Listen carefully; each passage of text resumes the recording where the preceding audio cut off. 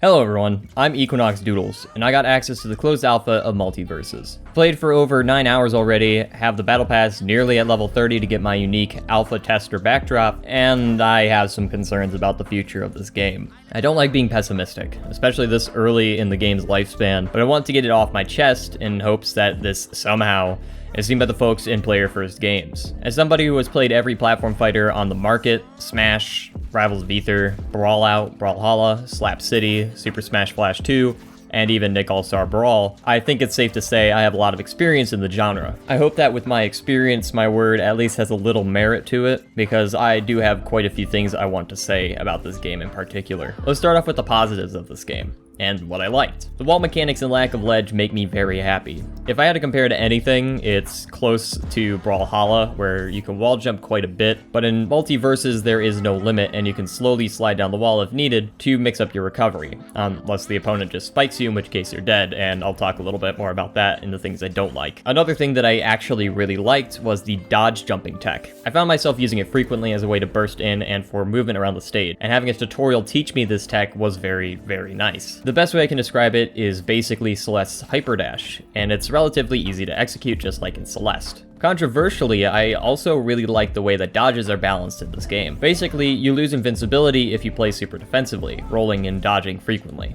and you can get it back by hitting or being hit by opponents. I think it's a nice balancing method that allows for aggressive play to be rewarded. Another thing that I love is that characters with previous history to one another have unique lines between them. I'm glad a crossover fighter actually is giving us these crossover elements. Even Super Smash Bros. Doesn't use the crossover elements enough to my liking, and seeing it in this game is a nice touch and makes cartoon fans like me squeal with joy. That being said, I really want them to have a little bit more crossover elements with some of the characters that don't know each other. For example, if strings were pulled and somehow the licensing for Godzilla was included in this game, I think it would be really fun if Shaggy were to ask or say, "I hope that you are just a guy in a big rubber suit," to allude to Godzilla's history as usually being a guy in a rubber suit, and also to low-key sort of poke fun at Scooby-Doo and how most of their criminals tend to be guys in costumes. The presentation overall in this game is also great.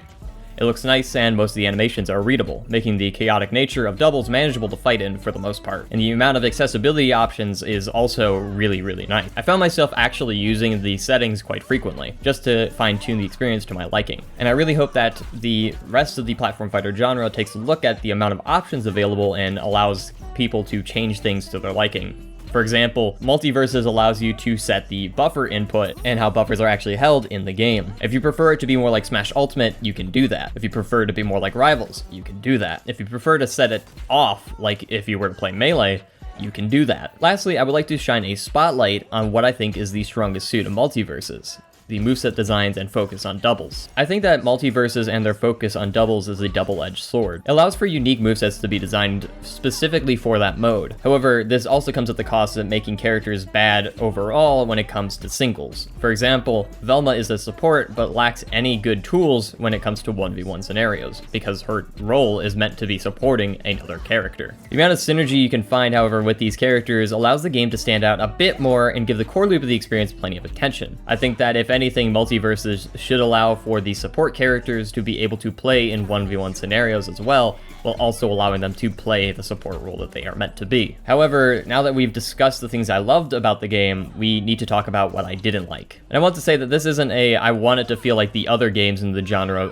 thing for me, and more that I actually want it to feel good to play compared to the other games. For some reason, aerials reset your momentum when you use them, resulting in a stiffness in the air that can be felt and removes rising aerials overall. The general floaty feeling results also in an air game that is highly more expanded upon, but makes the ground game leave much to be desired. Moves are incredibly laggy for some reason, and the inability to tech on any surface results in getting spikes to basically mean death, and it all combines into a force that makes it feel like you have little control over your character. And honestly, the fact that you can't tech at all in this game is incredibly jarring. I feel like changing how aerials work overall will definitely fix the feel of the game, and allow for it to have a smoother experience for those playing. Additionally, adding in the ability to tech on any surface will make defensive play a little bit better, as the defensive options currently available in the game are slim to none. But the main thing I didn't like, that I'm glad is agreed upon by the majority of players is the perk system. Perks are where my main worries lie in MultiVersus, as it clues us into how predatory the game will actually be. For those who don't know, perks are buffs you give to your character and your team that you earn through leveling up and later purchase with the in-game currency. If you want a chance of beating anyone in singles or doubles, it's best to have your perks fully equipped, and it results in a system that is very flawed for beginners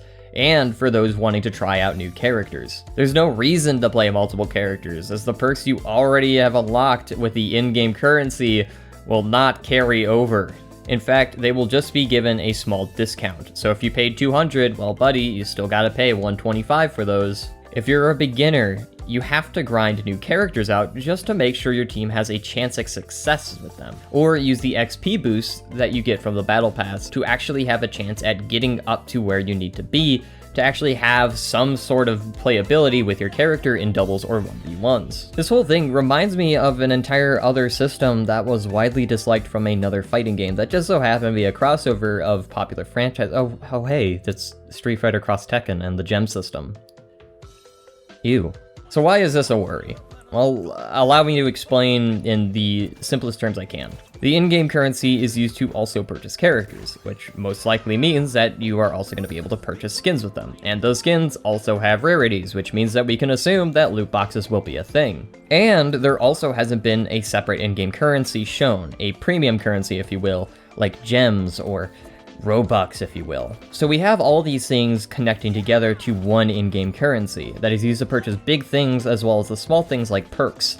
And the perks don't carry over between characters, making it so you have to pay a slightly discounted price for the perk that you already paid for. And if you couldn't guess already, that basically means that you will most likely be allowed to purchase said in-game currency, because of the large things like characters and or skin. That leads to a game with predatory monetization schemes. Yes, my main worry about the game is the fact that the way that perks are currently set up allows for an easy predatory business model. They hide the predatory transactions in the small things like the perks, and make it so being able to play the game with every tool available is locked behind tiny in-game paywalls that can hide just how much money you're actually spending. I think there's a good reason that a lot of players don't like perks at all, outside of the fact that you have to buy them every single time on characters that you haven't played yet, especially since it was kind of also kept a secret from us for a long time. And I'm glad that a lot of people are just wanting to play without them at this point for a, even playing field. At the end of the day, that's not gonna change their business model unless a majority of players follow suit. There's nothing stopping them from making a new perk that is a must-buy for every character,